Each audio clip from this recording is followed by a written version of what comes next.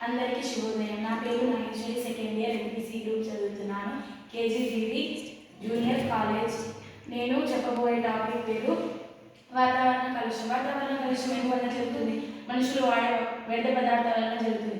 మనుషులు ఏమేమి వాడుతున్నారంటే ప్లాస్టిక్ ఉపయోగించడం వల్ల, ప్లాస్టిక్ భూమిలో వెళ్ళడం వల్ల ఆ భూమి పొరలు మొత్తం దెబ్బతింటున్నాయి, పంటలు నాశనం అవుతాయి. ఇంకా మనుషులు నీరు స్టోరేజ్ చేసుకుంటారు కదా, ఆ వాటర్ వల్ల మురికి నీరు అవన్నీ వాటి వల్ల వీటి వల్ల మొత్తం డ్రైనేజీలు వాటి వల్ల చాలా అనేక ఆరోగ్య సమస్యలకు ఎదురవుతున్నారు. మరియు ఇంధనాలు పెంచడం, ఇంధనాలు అంటే వాహనాలు ఎక్కువ నడుపుతున్నారు రోడ్ల మీద, వాటి మీద, దానివల్ల గాలి కాలుష్యం అనేది జరుగుతుంది.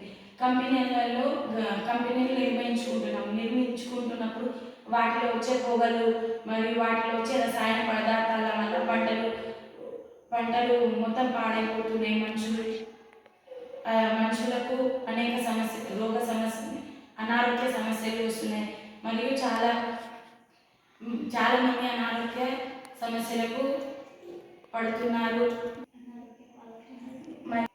మరియు అడవులు నరికివేత, నేల కోత కోయడం అలాంటివి. అడవులు నరికివేయడం వల్ల వానలు పడని వల్ల కాలుష్యం అనేది పెరిగిపోతుంది. ప్లాస్టిక్ కరగకుండా అవి జరగడం వల్ల కాలుష్యం అనేది పెరిగిపోతుంది.